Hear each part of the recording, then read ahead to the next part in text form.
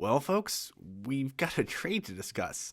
On Thursday night, as the Flames were taking a warm-up for their game with the Anaheim Ducks, it became apparent that Andrei Kuzmenko was not on the ice as he was expected to be. He was absent. After the first period, it became apparent that Jakob Pelletier had been pulled from the game. He did not play the last 40 minutes, so the Flames played 40 minutes against the divisional foe in Anaheim, a man short, and won anyway. It was that kind of a game.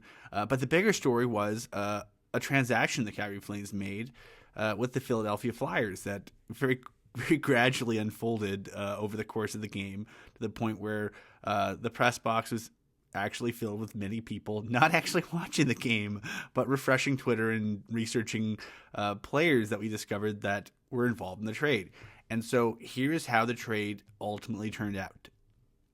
The Calgary Flames have sent forward Andrei Kuzmenko to the Philadelphia Flyers, along with forward Jakob Pelletier and a 2025 second-round pick, Calgary's, and a 2028 seventh-round pick, also Calgary's.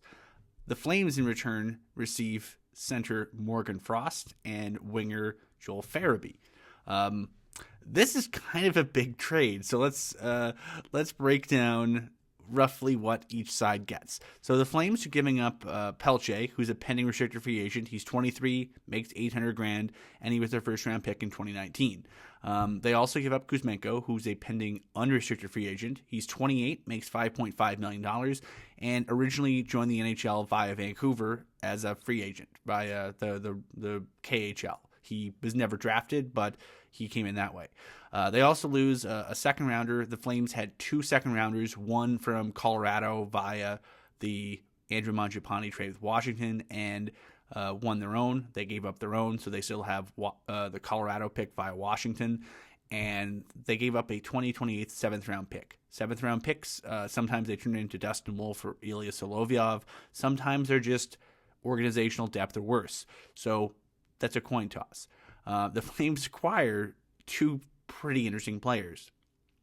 Morgan Frost is a pending restricted free agent. He's 24. He makes $2.1 million. He was the Flyers' first rounder in 2018. Farabee is under contract through 2027-28, which means the first year of the new building, Scotia Place. He'll be under contract for that. He's 25, makes $5 million, and was a 2017 first rounder. So the Flames end up gaining $800,000 in cap commitments. And more importantly, they add what are known as age group assets.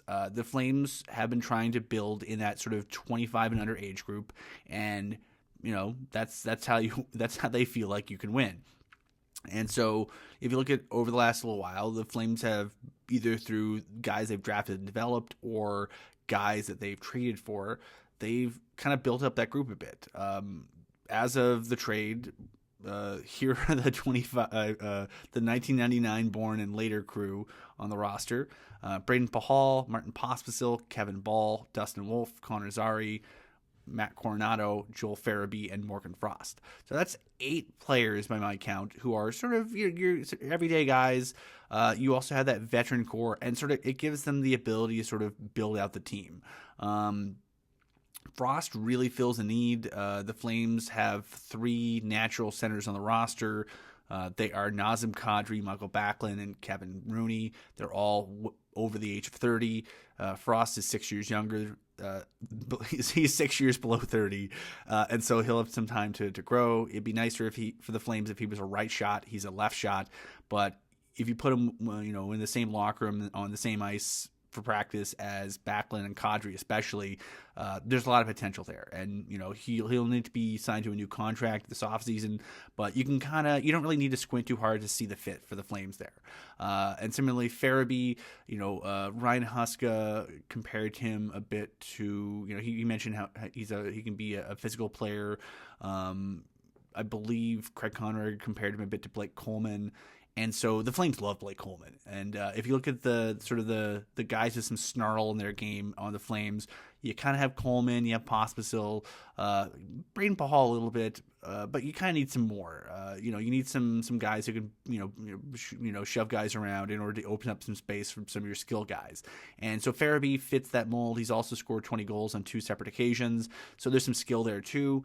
The Flames kind of like that. And so if you look at this from the Flames perspective, they added 2 age group assets in a position where the Flames feel like they wanted to add. So from a Flames perspective, what they've added is a really good fit. What they lost, this will sound mean, but not a ton. I mentioned the picks already. The Flames entered Thursday with 5 picks in the first 3 rounds of the 2025 draft.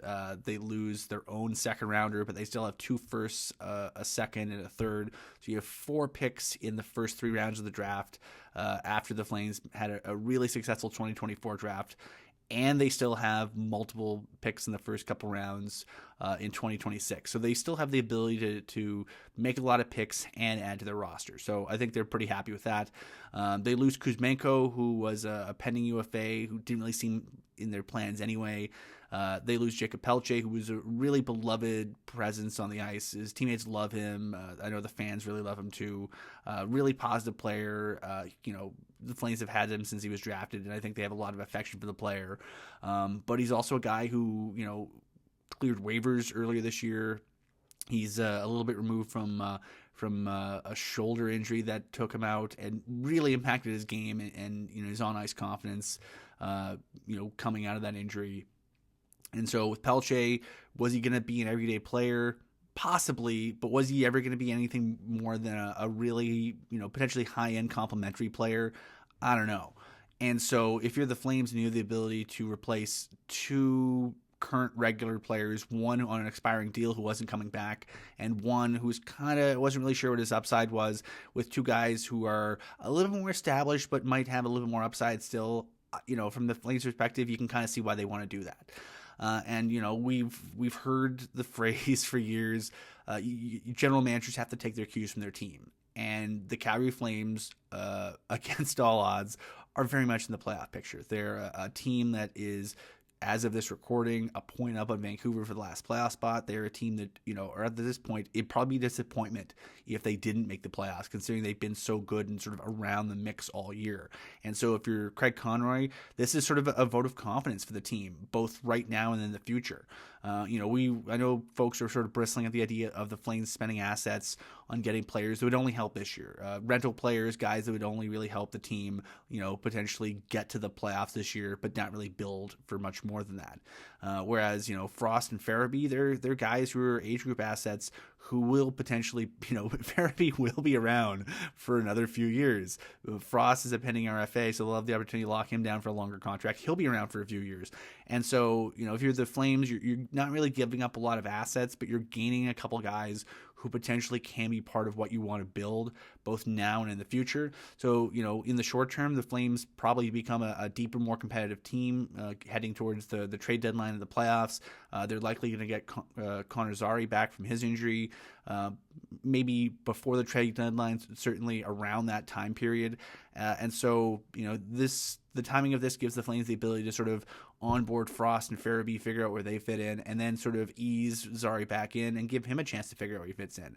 And it makes them, potentially a much more versatile group, potentially a much deeper group, but also, it gives them, I think, some depth of positions that they really wanted to build depth into. So, it's an interesting trade. On paper, I really like it for the Flames.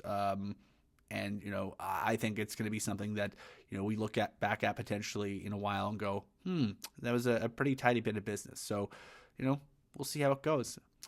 That's all I got right now. It is very late, and so I'm trying to record this in one shot. So hopefully it doesn't turn out too poorly, because I don't want to edit this too much.